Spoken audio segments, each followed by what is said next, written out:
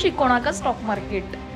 तेव्हा पण एक अशी ठस्सण यायची की एक दिवस त्यांना दाखवेल की महिला काय करू शकते. जोपर्यंत आपण आपल्या स्वतःला व्हॅल्यू देत नाही ना, तोपर्यंत कुटुंबातलं काय बाहेरचे देणार नाही. तुम्ही जेव्हा स्टॉक मार्केटमध्ये इन्व्हेस्ट करायला गेलात तेव्हा तुम्ही किती इन्व्हेस्ट केले होते, मग ते पैसे कसे जमा झाले? 5,000 रुपये फी होती त्या कोर्सची आणि मग 5,000 रुपये कसे जमा करायचे, कारण मी तर इन्कम सोर्स करत नव्हती. मी एक गृहिणी होती. तुझ्या आई वडिलांनी पण तुला लग्न करून खर्च करूनच पाठवलंय ना, की असं फ्री ऑफ कॉस्ट पाठवलंय की जा बाई आता कर. 2 वेळेचं जेवण मिळणं हेच आयुष्य आहे का महिलांचं? फक्त किचन आणि मूल हे एवढंच आहे का? त्याच्या पलीकडे पण त्या जाऊ शकतात. तुम्ही फायनान्शियली किती स्ट्रॉंग असाल पण तुमचे विचारच गरीब असतील तर तुम्ही कधीच श्रीमंत होऊ शकणार नाही. नमस्कार, लोकमत सखीच्या सेल्फमेड सखी या नवीन शोमध्ये तुमच्या सर्वांचं मनापासून स्वागत. आजचा आपला पहिला एपिसोड खास आहे कारण आपला गेस्ट स्पेशल आहेत. स्टॉक मार्केटमध्ये गाजलेलं व्यक्तिमत्व, लाखो महिलांना बिझनेससाठी केलेली मदत आणि अनेक महिलांचं असलेलं प्रेरणास्थान, त्या म्हणजे दी पौर्णिमा शिरस्कर. मॅम, तुमचं सेल्फमेड सखी या शोमध्ये मनापासून स्वागत. धन्यवाद. खरं तर स्टॉक मार्केट म्हटलं तर धडकी भरते. स्टॉक मार्केटबद्दल सामान्य माणसांना काहीच माहीत नाही आहे. सो तुम्ही स्टॉक मार्केटबद्दल सांगा की नेमकं स्टॉक मार्केट आहे तरी काय? खूप छान प्रश्न आहे हा, की स्टॉक मार्केट म्हणजे नक्की काय? स्टॉक मार्केटला शेअर बाजार पण असं म्हटलं जातं. आणि मी माझ्या प्रशिक्षणामध्ये प्रत्येक वेळेला ज्या घरगुती महिला असतात त्यांना बोली भाषेमध्ये कसं स्टॉक मार्केट समजेल ह्याचा नेहमी प्रयत्न असतो. आणि त्याच पद्धतीने मी आजही ते सांगू शकेन, कारण मला असं वाटतं की हा कार्यक्रम आपल्या तळाघरातल्या महिला देखील पाहत असतील आणि त्यांनीही स्टॉक मार्केटमध्ये यावं अशीच इथे इच्छा व्यक्त करते. आणि स्टॉक मार्केट अगदी साध्या सोप्या भाषेत सांगते की जशा पद्धतीने आपण जेव्हा एखाद्या फिश मार्केटमध्ये जातो तिथे आपल्याला फक्त मासे मिळतात, कापड बाजारमध्ये जेव्हा जातो तेव्हा फक्त आपल्याला कापडच मिळतं, तर अशाच पद्धतीने फळभाज्यांचं मार्केट असतं. अशाच पद्धतीने एखाद्या कंपनीचे शेअर्स खरेदी करण्याचं जे प्लॅटफॉर्म असतं त्यालाच आपण स्टॉक मार्केट असं म्हणतो. आणि जिथे आपण आपल्या पैशांची योग्य गुंतवणूक करतो आणि त्या गुंतवणूकमधून होणारा नफा हा जेव्हा शेअर केला जातो एखाद्या कंपनीमधून त्यालाच शेअर मार्केट असं म्हटलं जातं. खरं तर ॲक्च्युली स्टॉक मार्केट म्हणजे जे शेअर बाजार आहे ते बघायला गेलं तर पुरुष प्रधान असलेलं, स्त्रियांचा वावर कमी आहे आणि त्यात तुमचं एक नावाजलेलं गाजलेलं नाव आहे. तुम्हाला का वाटलं स्टॉक मार्केटमध्ये जावं आणि तिकडे करिअर करावं? तुमचं काही बॅकग्राऊंड होता का? तसं फॅमिली बॅकग्राऊंड सगळे सर्व्हिस करणारं होते आणि नेहमी कॉलेजमध्ये असल्यापासून काहीतरी हटके करायचं, आपल्या आयुष्यामधला जे काही गोल आहे काहीतरी युनिक असायला हवं ही नेहमी कन्सेप्ट होती. तर बॅकग्राऊंड असं काही स्टॉक मार्केटचं नव्हतं की ज्याच्यातून मला बाळकडू मिळालं, पण हे काही परिस्थितीमुळे किंवा काही चॅलेंजेस होते. आणि मला असं वाटतं की समाजामध्ये आज भरपूर नामवंत महिला आहेत आणि प्रत्येकीच्या मागे एक स्टोरी आहे की तिला स्वतःचं एक अस्तित्व निर्माण करण्याचं. अशीच इच्छा बाळगून मीही स्वतःचं अस्तित्व शोधत होते आणि काहीतरी आपल्याला अचीव करायचं आहे, आपलं एक स्वतःचं ब्रँड नेम झालं पाहिजे आणि आपल्या मुलांना एक आई म्हणून आणि एक कर्तृत्वान आई म्हणून किंवा आपली मुलगी म्हणून अशी समाजामध्ये मला ओळख निर्माण करायची होती. माझी सून खूप जबरदस्त व्यक्तिमत्व आहे असंही नाव कोरायचं होतं घरामध्ये. आणि या दृष्टिकोन डोळ्यासमोर ठेवून असं मला प्लॅटफॉर्म निर्माण करायचं होतं ज्याच्यामध्ये मी माझ्या स्वतःला वेळ देईन, माझ्या कुटुंबाला वेळ देईन आणि सगळ्यात महत्त्वाचं म्हणजे किचनला वेळ देईन. आणि हे सगळं सांभाळून मी माझ्या स्वतःचं करिअर करू शकेन असं प्लॅटफॉर्म मला शोधायचं होतं. आणि हे जेव्हा मी रिसर्च करत होते की असा कोणतं प्लॅटफॉर्म आहे ज्याच्यामध्ये मी माझ्या मुलांनाही वेळ देऊ शकेन आणि स्वतःचं करिअर करू शकेन. आणि मला असं वाटतं की स्टॉक मार्केट हे सगळ्यात महत्त्वाचं प्लॅटफॉर्म माझ्यासाठी ठरलं, जे मी घरात बसून माझ्या स्वतःसाठी इन्कम सोर्स ह्या दृष्टिकोनातून पाहू शकले आणि ह्याच्यामध्ये करिअर करायचं ठरवलं. आता इन्कम सोर्सचा विषयच निघाला आहे. तुम्ही जेव्हा स्टॉक मार्केटमध्ये इन्व्हेस्ट करायला गेलात तेव्हा तुम्ही किती इन्व्हेस्ट केले होते, मग ते पैसे कसे जमा झाले तो मला प्रश्न पडलाय, त्याबद्दल सांगा. बघ, आपला जो समाज आहे ना तो हा अगदी सामान्य घराण्यातला आहे आणि सगळे जॉब करणारे होते. बाबा BMCमध्ये ऑफिसर होते, आई एक उद्योजिका होतीच आणि इवन सासू देखील उद्योजिका होती. पण स्टॉक मार्केटसारखा विषय म्हटल्याच्या नंतर अगदी चिडचिड आहे, कारण आजूबाजूला एकच कानावरती शब्द होते की स्टॉक मार्केट म्हणजे सट्टा, जुगार असाच प्रकार होता. आजही तेच आहे लोकांच्या मनात. पण मी जेव्हा जेव्हा मॉलमध्ये जायची किंवा सोनारांचे जे शॉप्स असायचे, तर थोडासा रिसर्च केला तर पाहिलं की सगळे उद्योजक आहेत हे स्टॉक मार्केटमध्ये इन्व्हेस्टमेंट करतात आणि आपली स्वतःची इन्व्हेस्टमेंट आणि जास्तीत जास्त ते स्टॉक मार्केटमधून नफा मिळवतात. आज बँकिंग सेक्टरचं पाहायला गेलं तर आज बँकिंग सेक्टर देखील त्यांचा जास्तीत जास्त फंड हा स्टॉक मार्केटमध्ये इन्व्हेस्टमेंट करून जे काही रिटर्न्स येत आहेत ते आपल्या क्लायंट्सपर्यंत इंटरेस्टच्या स्वरूपात देत आहेत. तर बँकेमध्ये जर बँकेत पैसे आपण जमा करतो आपण आपले पैसे, आणि ते वर्षाला 5% रिटर्न्स देतात आपल्याला. पण जर आपल्या पैशांची जर जोखीम घेतली आणि खूप छान अभ्यास केला आणि वेळ दिला तर मला असं वाटतं की आपण देखील स्टॉक मार्केटमध्ये छान गुंतवणूक करून आपण आपल्या पैशांना डबल करू शकतो. ही जेव्हा कन्सेप्ट मी पाहिली, हे जेव्हा मी पिक्चर पाहिलं आणि मग तेव्हा ठरवलं की आपण स्टॉक मार्केटसारख्या क्षेत्रामध्ये उतरायचं आणि छान अभ्यास करायचा, वेळ द्यायचं आणि हा वेळ देत असताना एक स्वतःची आयडेंटिटी पण क्रिएट करायची. कारण कोणताही व्यवसाय सुरू करायचं म्हटलं तर 1000 दिवस द्यावे लागतात आणि ही मी तयारी दाखवली की अपडाऊन्स आले तरी पण ह्या क्षेत्रातून बाहेर नाही पडायचं, कारण आपले स्वप्न मोठी आहेत आणि माझी स्वप्न खूप मोठी होती आणि ह्या स्वप्नांमुळे मोठे चॅलेंजेस घेतले. आजूबाजूला जे काही होतं की चुकीच्या ज्या न्यूज होत्या की स्टॉक मार्केट म्हणजे सट्टा आणि बाजार, पण ह्या स्टॉक मार्केटमध्ये असे मोठे दिग्गज होते आणि माझे जे आयडियल पर्सन होते राकेश झुनझुनवाला, जर त्यांची मी स्टोरी पाहिली, ऐकली आणि मग म्हटलं आज ते व्यक्तिमत्व करू शकतं, मग आपण का नाही करू शकत, मग का करायला हवं. ह्या काचं उत्तर मी माझ्या सातत्याने स्वतःला विचारत होते आणि मला का करायचं आहे.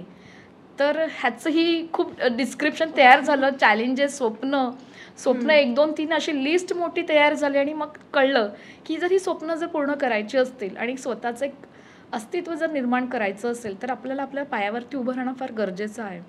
मग सर्व्हिस करणं त्यावेळेला शक्य नव्हतं, कारण लहान मुलं होती, त्यांनाही मला वेळ देणं गरजेचं होतं, कारण माझ्या मुलांना मी छानपैकी सांभाळू शकते ही समज होती, पण मला वाटतं ती समज परफेक्टली होती. आणि मग मुलं मोठी होत असताना मी माझं स्वतःचं हे प्रशिक्षण सातत्याने ठेवलं. स्टॉक मार्केटमधली गुंतवणूक मी सातत्याने ठेवले, रोज 1-1 तास देत गेले आणि आज गेले 15 वर्ष मी स्टॉक मार्केटसारख्या क्षेत्रामध्ये उत्तुंग यश मिळवते, तेही घरात बसून. पण तुम्ही जी पहिली इन्व्हेस्टमेंट केलेली ती किती होती आणि तुम्हाला नफा किती मिळाला होता? ॲक्च्युली पहिली इन्व्हेस्टमेंट म्हणजे मी प्रशिक्षण तर घेत होते आणि 5,000 रुपये फी होती त्या कोर्सची आणि मग 5,000 रुपये कसे जमा करायचे, कारण मी तर इन्कम सोर्स करत नव्हती, मी एक गृहिणी होती.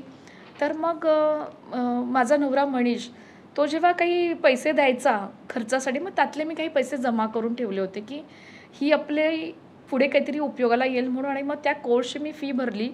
सो 5,000 कोर्सची फी होती आणि त्या कोर्सच्या फीजमधून मला असं वाटतं की मी त्यावेळेला सेकंड टाईम प्रेग्नेंट होते आणि मग म्हटलं नको, मला हा पुढचा भविष्याचा विचार करणं गरजेचं आहे. आज फर्स्ट चाइल्ड आहे, नंतर सेकंड चाइल्ड, मग मला असं गबाळ्यासारखं नाही राहायचं होतं. म्हणजे जेव्हा मुलं शाळेतून येतील त्याने आईलाही मिठी तितक्याच पद्धतीने मारली पाहिजे, कारण तो माझा म्हणजे मुलांचे जेव्हा बाबा येतात त्या मुलांना खूप कुतूहल असतं, कारण आणि पण त्या कुतूहलच्या मागे एक रिझन असतं की बाबा काहीतरी घेऊन येणार आहेत, ती एक अपेक्षा असते आणि ते एक वेगळा इंटरेस्ट असतो. तर मी म्हटलं की असं हे जे प्रेम आहे ना हे आईकडून पण मिळणं गरजेचं आहे आणि मुलांना ती अपेक्षा पण असायला पाहिजे की आई आज काहीतरी घेऊन येणार आहे.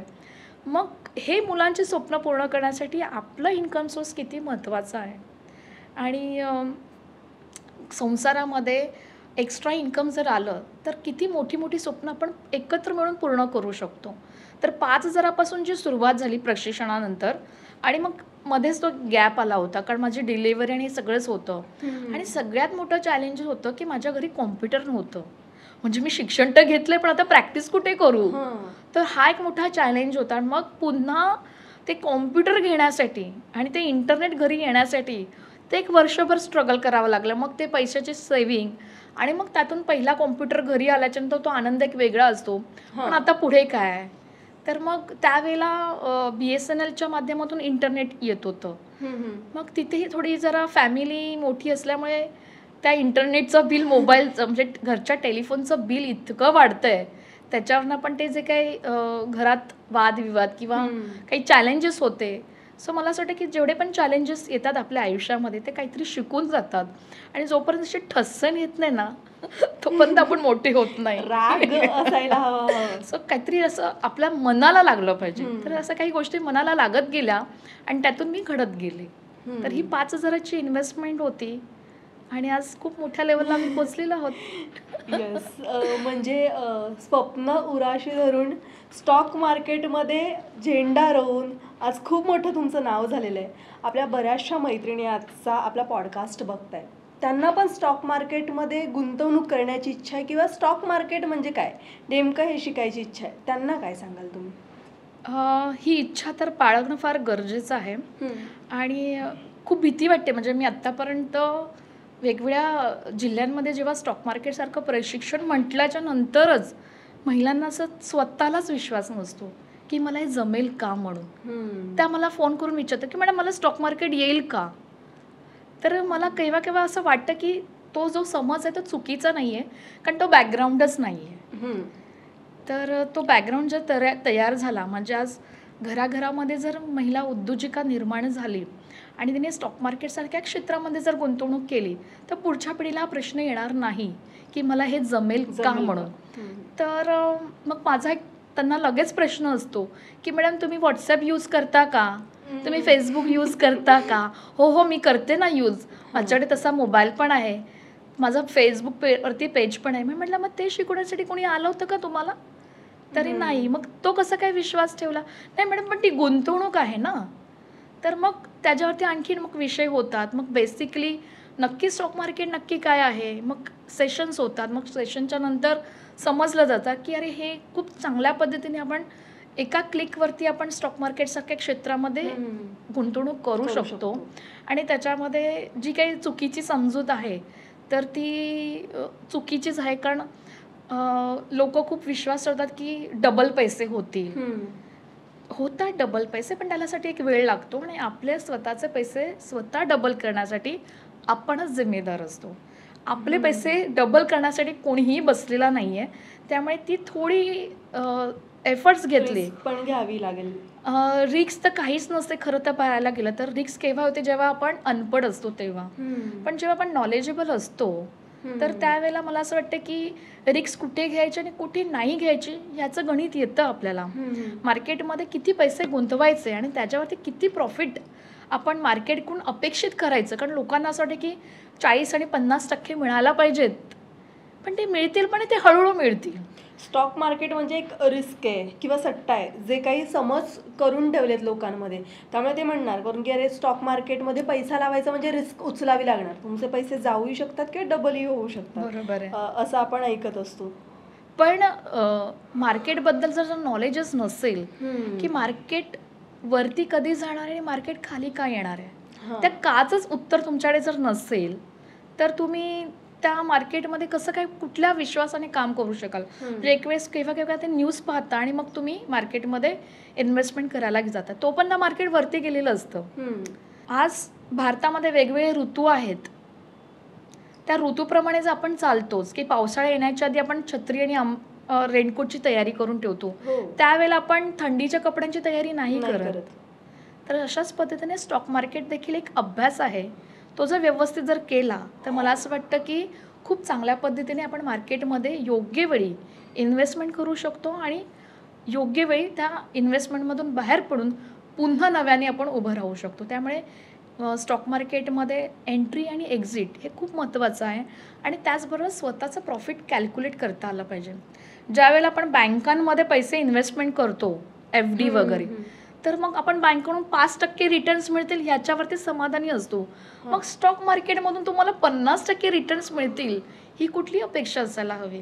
त्यामुळे आपलं स्वतःचं गणित, आपल्या पैशांची गुंतवणूक ह्याच्यावरती व्यवस्थित जर प्लॅन केला तर स्टॉक मार्केट हे खूप चांगलं प्लॅटफॉर्म आहे ज्याच्यामध्ये आपण घर बसल्या इन्व्हेस्टमेंट करून चांगले रिटर्न्स घरी घेऊन येऊ शकतो. म्हणजे एकंदरीत बघायला गेलं तर स्टॉक मार्केटचा अभ्यास असणं त्यासाठी गरजेचं गरजेचं आहे. जे काही निफ्टी आहे, मार्केट कधी चढतं कधी उतरतं, ह्या सगळ्याचा व्यवस्थित अभ्यास केला तर स्टॉक मार्केटमधून प्रत्येक महिलेला, प्रत्येक गृहिणीला एक छान इन्कम सोर्स होऊ शकतोय. स्टॉक मार्केटमध्ये एंट्री करणं, त्यात सगळे असलेले पुरुष, आणि तेही 15 वर्षाआधी तुम्ही स्टॉक मार्केटमध्ये एंट्री केली, काय चॅलेंजेस आले तुम्हाला? ऑफकोर्स, कारण हा जो सेक्टर जो आहे स्टॉक मार्केट हा पुरुष प्रधान आहे. म्हणजे 80% तर पुरुषच तिकडे. म्हणजे जेव्हा ट्रेडिंग असेल किंवा एखादं इन्स्टिट्यूट असेल किंवा एखादं ब्रोकिंग हाऊस असेल, तिथे जास्ती प्रेझेंटी ही पुरुषांचीच आहे. आणि तिथे एकतर माझी हाईट कमी, वय कमी, आणि त्याच्यामध्ये आपण स्टॉक मार्केट मध्ये लुडबुड करणं हे कधीही पुरुष प्रधान व्यक्तींना पसंत नाहीये. कारण त्यांना असं वाटतं की तेच मास्टर आहेत, तेच शहाणपण, म्हणजे त्यांच्याकडे जास्त प्रशिक्षण आणि सगळ्या गोष्टीचं नॉलेज. मग ते आपल्याला थोडंसं ग्रँटेड घेतात की ते थांब, मध्ये मध्ये येऊ नकोस, तुला काय हवं आहे ना, मार्केट क्लोजिंग झाल्यानंतर विचार. बापरे. हो, तर मग तेव्हा पण एक अशी ठस्सण यायची की एक दिवस त्यांना दाखवेन की महिला काय करू शकतात. खूप वेळा असं पाहिलं जातं, अरे ॲक्सिडेंट झाला ना, बहुतेक लेडीज ड्रायव्हर असेल. म्हणजे इतकी कॉन्सेप्ट भरलेली आहे ना मनामध्ये की गडबड करणारं म्हणजे काहीतरी गोंधळ करणार म्हणजे महिला. पण एकदा तुम्ही खरं तर पहा की महिला काय करू शकतात. आज व्यवहारामध्ये टॉप बेस्ट आहेत, त्या घर सांभाळून बिझनेस करणाऱ्याच महिलांचा वर्ग जास्त आहे. एक्झिबिशनमध्ये पार्टिसिपेट्स करणाऱ्या महिला जास्त आहेत, खरेदी करणाऱ्यामध्ये पण महिला जास्त आहेत, सोनं खरेदी करण्यामध्ये, शॉपिंग करण्यामध्ये सगळ्या महिला टॉपला आहेत. तर तुम्ही असं महिलांना ग्रँटेड नका करू. एकदा का तिला अपॉर्च्युनिटी मिळाली ना, तर ती अगदी जीव तोडून वेळेत काढून ती तिच्या त्या स्किलवरती जास्त फोकस करते. तर तेव्हाही असे चॅलेंजेस येत होते. मी जेव्हा क्लासेस सुरू केले स्टॉक मार्केटचं, कारण मला असं वाटत होतं की अशा बऱ्याच महिला असतील की आपलं लग्न झालं, मुलं झाली की मग कुठेतरी एक ब्रेक येतो आपल्या स्वतःच्या करिअरवरती. तर मग अशा महिलांसाठी आपण काहीतरी सुरू करूया.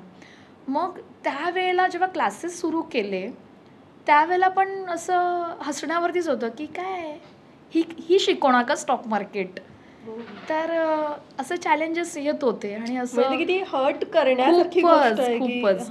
कारण पुरुष मक्तेदारी असलेलं जे सेक्टर आणि तिथे एखादी महिला येऊन इंटरफेअर करणं ते थोडं पचण्यासारखं नव्हतं. पण मग काही वेळेला आपल्याला पण जर झेप घ्यायची असेल तर 2 पावलं थोडं मागे पण यावं लागतं.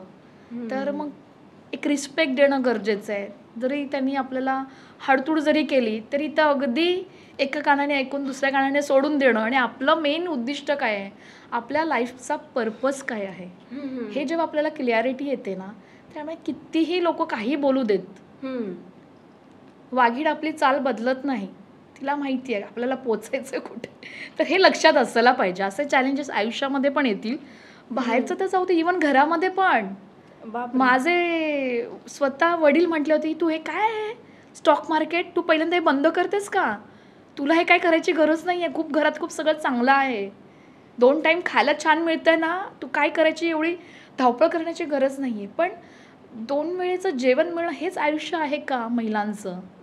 फक्त किचन आणि मूल हे एवढंच आहे का?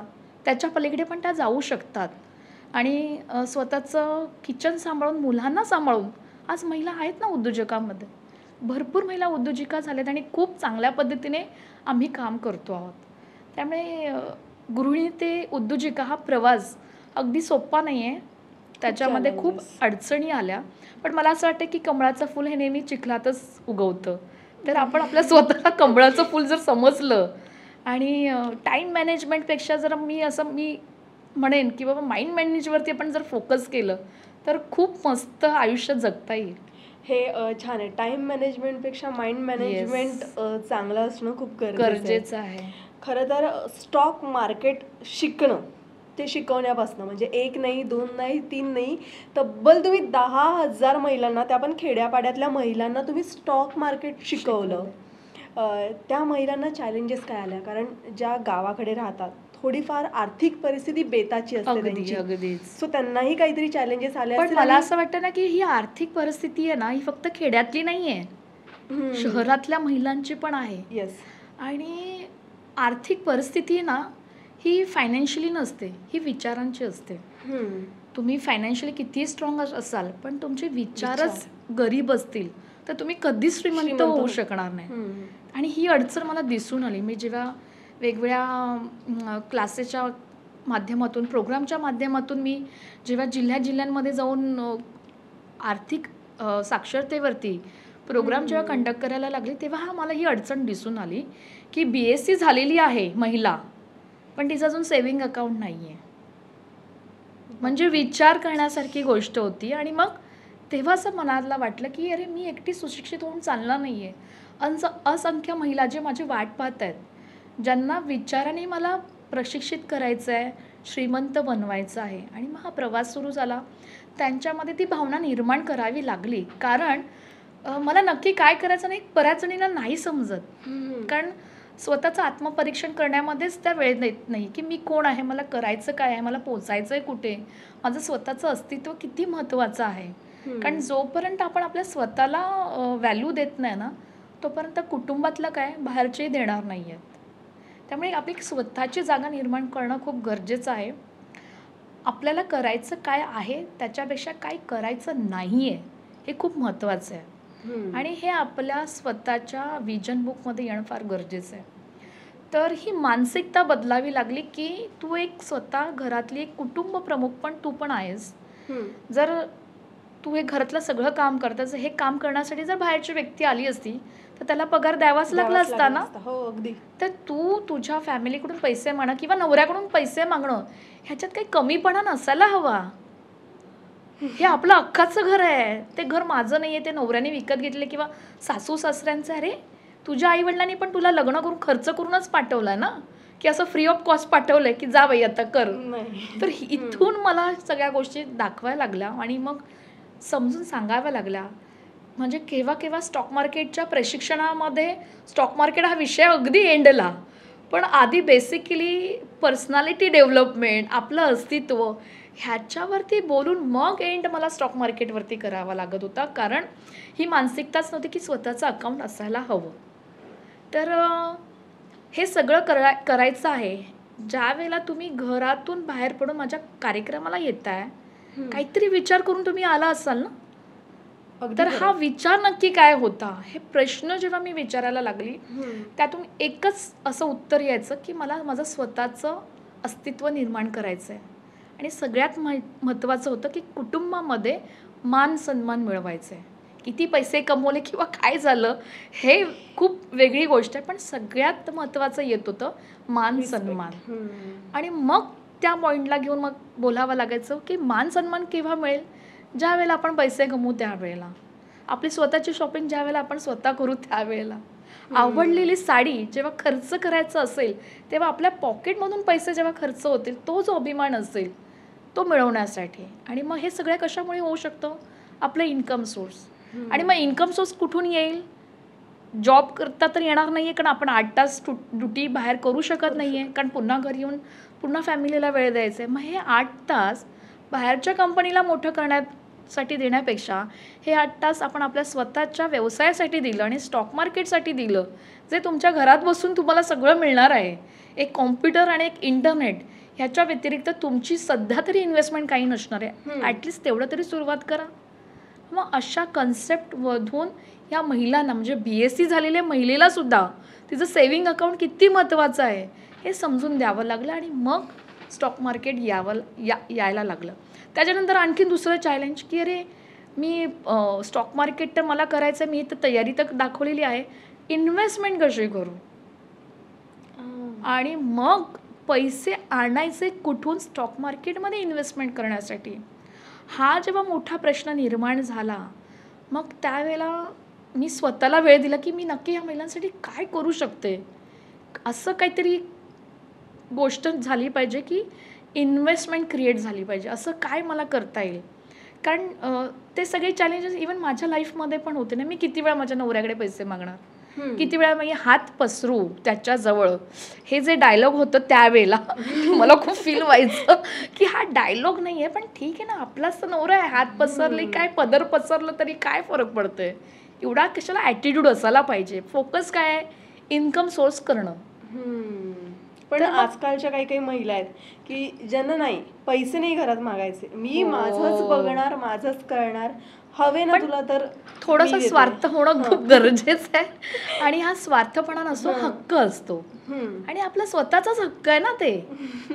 तर तो हक्क निर्माण कसा करायचं, काय करायचं, मग इन्व्हेस्टमेंट. बरं ठीक आहे, नको पैसे मागूच, पण काहीतरी येतं की नाही, कला आहे की नाही.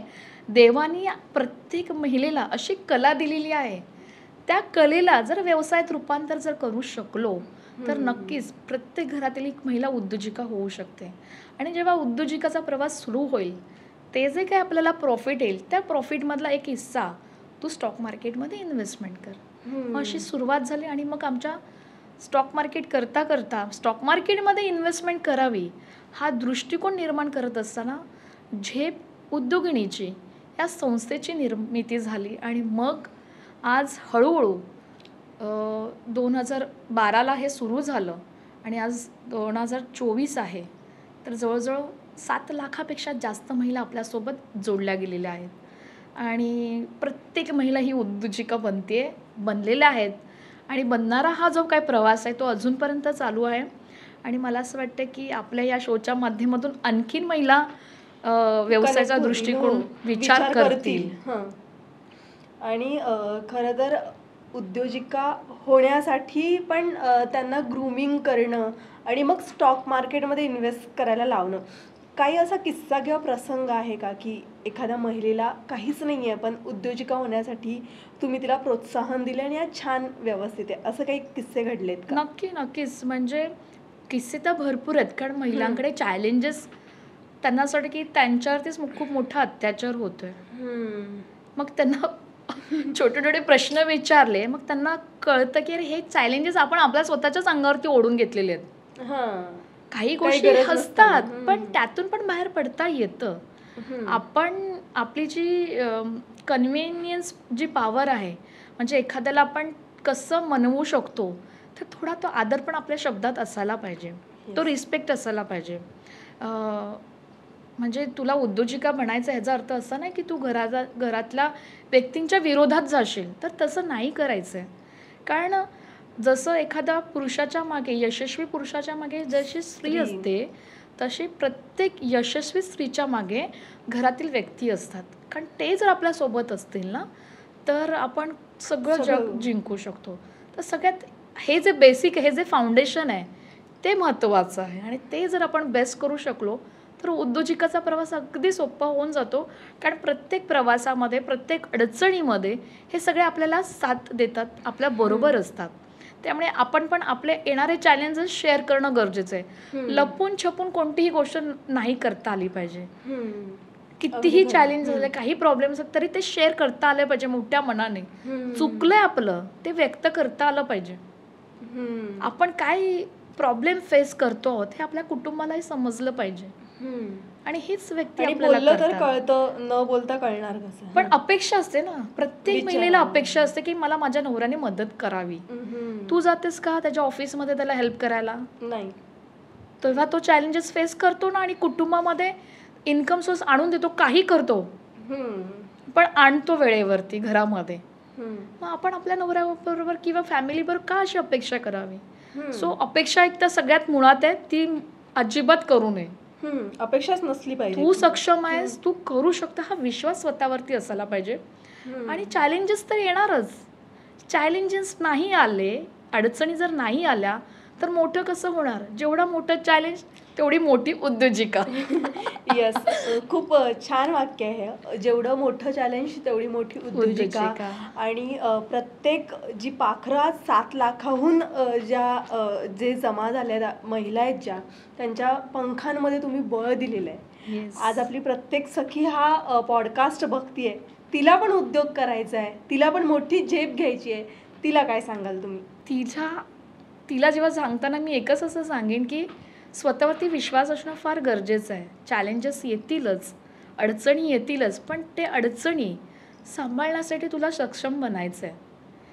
रास्ता म्हणजे आपला जो रोड मॅप असणार आहे तो अगदी सोपा नाही आहे. त्याच्यामध्ये अडचणी असतील, पाऊस असेल, ऊन असेल, तर ते सहन केलंच तर खूप मोठं उद्योजका बनता येईलच. आणि इतके सारे शो आपण घेऊन आलेलोच आहोत, ते कंटिन्यू पाहणं गरजेचं आहे. येस. ते जर व्हिडिओ तुम्ही पाहिलात तर तुम्ही ॲटोमॅटिकली एम्पॉवर व्हाल घर बसल्या, आणि तुमचा स्वतःचा बिझनेसचा रोडमॅप तुम्ही तयार करताच आहे. बिझनेस नक्की कुठला करायचा हा आधी विचार करणं फार गरजेचं आहे. त्याच्यासाठी लागणारी काय काय सामग्री आपल्याला आवश्यक आहे ती लिहून काढणं गरजेचं आहे. कन्सल्टिंग पर्सनकडून कन्सल्ट होणं फार गरजेचं आहे. आणि झेप उद्योगुण हे व्यासपीठ आहेच बरोबर. अनेक उपक्रम होतच असतात, त्या उपक्रमात सहभागी व्हा.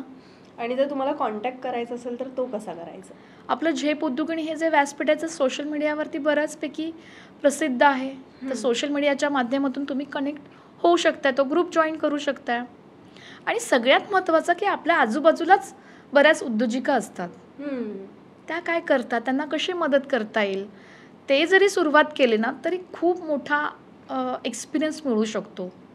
येस. तर तो कमीपणा असतो ना महिलांमध्ये की मी हिला कशाला विचारू, हिचं काय चाललंय, कसं करते, आणि मी हिला का हेल्प करू, मी माझंच करेन ना. हा थोडा ॲटिट्यूड कमी करणं गरजेचं आहे. आपण एकमेकींना जर मदत केली तर खूप चांगलं एक कम्युनिटी तयार होऊ शकते आणि आपापसामध्येच खूप सारं चांगलं नेटवर्क होऊ शकतं. कितीतरी व्हॉट्सॲप ग्रुप असतो, आपण त्या इन्वॉल्ड असतो, पण स्वतःच्या बिझनेसबद्दल किती वेळ आपण अपडेट करतो. तर इथे शेवटला जाताना नक्कीच सांगायला आवडेल, गुड नाईट आणि गुड मॉर्निंग ह्याच्यातून बाहेर पडा. मी काय करते, मला काय करायचं आहे, किंवा माझे कोणते प्रोडक्ट्स येणार आहेत ह्याची माहिती देण्यासाठी आणि मिळवण्यासाठी जास्तीत जास्त प्रयत्न करा. कला परमेश्वराने प्रत्येक उद्योगिनीला दिलेली आहे. आपल्या कलेला आपण व्यवसायात कसं रूपांतर करू शकतो ह्याच्यावरती फोकस करा. आणि जेही काही कराल त्याच्यावरती पूर्णपणे विश्वास ठेवा. अडचणी तर येतीलच, पण त्या अडचणीला म्हणायचं की वेलकम, मी तयार आहे ते फेस करायला, मी थकणारी नाही आहे. अशा पद्धतीने आपण आपला प्रवास खूप छान पद्धतीने गाठू शकतो, जे आपल्याला हवं आहे ते. पण जे काय हवं आहे, जे काय बनायचं आहे ते लिहून ठेवणं पण तितकंच गरजेचं आहे. नाही तर उगाच चाललंय ना, होतंय ना, इतरांना आपण कॉपी करतोय ना, तर तसं होता का म्हणे. समथिंग हट्टीके काहीतरी झालं पाहिजे. नक्कीच. खरं तर बघायला गेलं तर लिहून ठेवणं खूप महत्त्वाचं आहे. आज सगळं सोशल मीडिया, इंटरनेट सुरू आहे. सो तुम्ही प्लॅन करणं गरजेचं आहे, त्या प्लॅनवरती काम करणं गरजेचं आहे. आणि तुमच्यातली प्रत्येक एक गृहिणी, प्रत्येक एक सखी उद्योजिका होऊ शकते असं पौर्णिमा मॅमने आत्ताच आपल्याला सांगितलं आहे. पौर्णिमा मॅम, मनापासून धन्यवाद. तुम्ही सेल्फ मेड सखीच्या पहिल्या एपिसोडमध्ये आलात आणि आपल्या प्रत्येक सखीला छान असं मार्गदर्शन केलं. आणि मला असं वाटतं की प्रत्येक एक सखी स्टॉक मार्केटमध्ये आता इंटरेस्ट नक्कीच दाखवेल. धन्यवाद, खूप मस्त. थँक्यू.